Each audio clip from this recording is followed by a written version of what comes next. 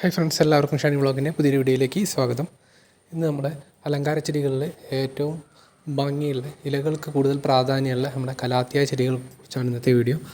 Calathea ചെടികളിൽ കുറച്ച് വെറൈറ്റികളും അതേപോലെ ഈ ചെടി നമുക്ക് എങ്ങനെ നല്ല ഹെൽത്തി ആയിട്ട് വളർത്താം, അതിൻ്റെ കൂടുതൽ ഭംഗിയിൽ ഇലകൾ എങ്ങനെ വളർത്തിയെടുക്കുക എന്നുള്ളതൊക്കെ നമുക്ക് നോക്കാം. നമ്മൾ ഈവനിങ്ങിലാണ് വീഡിയോ എടുക്കുന്നത്, അപ്പോൾ കുറച്ച് വെളിച്ചക്കുറവുണ്ട്. നമുക്ക് കുറച്ച് കലാത്തിയ വെറൈറ്റികൾ കാണാം.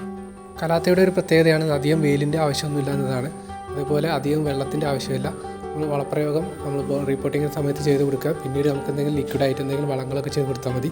അധികം വളം കൊടുത്തു കഴിഞ്ഞാൽ ചെടികൾ നല്ല രീതിയിൽ തഴച്ച് വളരുകയും ചെയ്യും. അപ്പം ചെറിയ രീതിയിൽ വളരുന്നതായിരിക്കും കൂടുതൽ ഭംഗി. നമുക്ക് ഇൻഡോർ ആയിട്ട് വളർത്തുകയാണെങ്കിൽ നമുക്ക് കലാത്തിയകൾ ഇലകളൊക്കെ കൂടുതൽ ഭംഗിയുള്ളതായിട്ട് കാണാം. കലാത്തിയ ചെടികൾക്ക് അധികം വെയിൽ ആവശ്യമില്ലാത്തതുകൊണ്ട് തന്നെ അധികം വെയിലുള്ള സ്ഥലത്ത് വെച്ചിട്ടുണ്ടെങ്കിൽ ഇതിൻ്റെ ഇലകളൊക്കെ കേടായി പോകാനും മഞ്ഞ നിറത്തിലേക്കാവാനും കരിഞ്ഞു പോകാനൊക്കെ സാധ്യതയുണ്ട്. അപ്പോൾ നമ്മളെന്തായാലും ഒരു ഷെയ്ഡിൽ തന്നെ ഈ കലാത്തിയ ചെടികൾ വളർത്താൻ ശ്രമിക്കുക. അങ്ങനെ ആകുമ്പോൾ അതിൻ്റെ ഇലകളിലെ വാരിഗേറ്റഡും അതിൻ്റെ വെറൈറ്റി കളറും ഒക്കെ നമുക്ക് ഇലകളിൽ തെളിഞ്ഞ് കാണാൻ സാധിക്കും. പിന്നെ നമുക്ക് ചെയ്യാനുള്ളത് ഉണങ്ങിയ ഇലകളൊക്കെ നമ്മൾ മാറ്റി റെഗുലറായിട്ട് ഇതിന്ന് ഉണങ്ങിയ ഇലകളൊക്കെ ഒന്ന് കട്ട് ചെയ്ത് കൊടുക്കുക എന്നുള്ളതാണ്. ഇൻഡോറായിട്ട് വളർത്താൻ പറ്റിയ ബെസ്റ്റ് പ്ലാന്റാണിത്. നമ്മുടെ പ്ലാസ്റ്റിക് ഇലകളൊക്കെ പോലെ തോന്നിക്കുന്ന ഇലകളായിരിക്കും ഈ ചെടികൾക്കുള്ളത്. ഇലകളുടെ ആകൃതി കൊണ്ടും അതിലെ ഓരോ വെറൈറ്റികൾ കൊണ്ടും വളരെ വ്യത്യസ്തമായിട്ടുള്ള ഒരു പ്ലാന്റും കൂടിയാണ് ഈ കലാത്തിയ ചെടികൾ. കുറഞ്ഞ വില ഉള്ളതും അതേപോലെ നല്ല വില കൊടുത്ത് വാങ്ങിക്കാവുന്ന കലാത്തിയ ചെടികളൊക്കെ ഇപ്പം വിപണിയിൽ അവൈലബിൾ ആണ്. അപ്പോൾ നമ്മളൊരു ചെടി റീപ്പോർട്ട് ചെയ്യുന്നതാണ് ഈ വീഡിയോയുടെ കാണിച്ചു തരുന്നത്.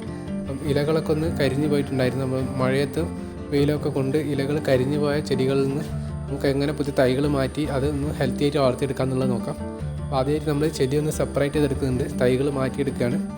പിന്നെ ചെറിയ ഭാഗത്ത് കിഴങ്ങുകളെ പോലുള്ള ഭാഗങ്ങളിൽ നിന്ന് പുതിയ തൈകൾ വന്നിട്ടാണ് ഈ ചെടി നിറയെ തിങ്ങി നിറഞ്ഞ് വളരുക. അപ്പം ആ ഭാഗങ്ങൾ നമുക്ക് സെപ്പറേറ്റ് ചെയ്തെടുത്ത് കഴിഞ്ഞിട്ടുണ്ടെങ്കിൽ അതിൻ്റെ തൈകളൊക്കെ നമുക്ക് കുറേ ഉണ്ടാക്കിയെടുക്കാൻ പറ്റും.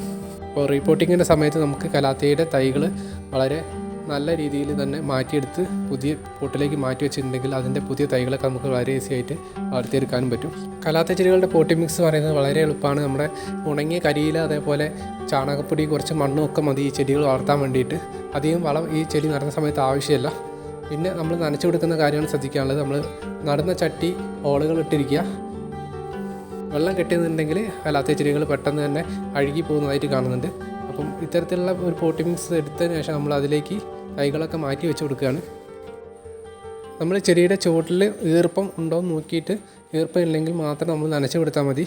ഓവറായിട്ട് നമ്മൾ നനച്ചു കൊടുത്തിട്ടുണ്ടെങ്കിലും ഇതിൻ്റെ ചുവടുവശം അഴുകിയിട്ട് ചെടി കേടായി പോകാനൊക്കെ സാധ്യതയുണ്ട്. നമ്മുടെ വീടിൻ്റെ അകത്തും കോർണറിലും ടേബിളിൻ്റെ മുകളിലും ഒക്കെ നമുക്ക് ഈ ഒരു ചെടി വളർത്തിയെടുക്കാൻ പറ്റും. ഇത്തരത്തിലെ ചെറിയ പോട്ടുകളും വൈറ്റ് പോട്ടിലൊക്കെ നമ്മൾ കലാത്തിയ ചെടികൾ വെച്ച് കൊടുക്കുകയാണെങ്കിൽ കൂടുതൽ ഭംഗിയായിരിക്കും. ഈ വെറൈറ്റികളായിട്ടുള്ള പിൻട്രസ്റ്റ് മോഡലുള്ള നമ്മൾ കലാത്തിയ ചെടികളൊക്കെ നമ്മൾ വളർത്തുന്നുണ്ട്. അത് നമ്മൾ വെയിലത്തൊക്കെ വെച്ചിട്ടുള്ള ചെടികളാകുമ്പം അതിൻ്റെ മുകളിലെ ലീഫുകളിൽ കളറ് കുറവായിരിക്കും.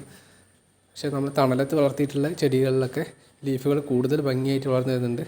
നമ്മൾ കാണുന്ന പോലെ തന്നെ നല്ല ഭംഗിയിൽ തന്നെ ലീഫുകൾ വളർന്ന് കിട്ടുന്നുമുണ്ട്. അപ്പോൾ ആ കാര്യം ഒന്ന് പ്രത്യേകം ശ്രദ്ധിച്ചിട്ടുണ്ടെങ്കിൽ കലാത്തിയ ചെടികൾ ഭംഗി കൂടുതലായിരിക്കും നമ്മൾ വളർത്തുന്ന രീതിക്കനുസരിച്ച്. അപ്പോൾ ഇത്രയൊക്കെയാണ് നമ്മുടെ കലാത്തിയ ചെടികൾ വളർത്തുന്ന സമയത്ത് നമ്മൾ ശ്രദ്ധിക്കാനുള്ളത്.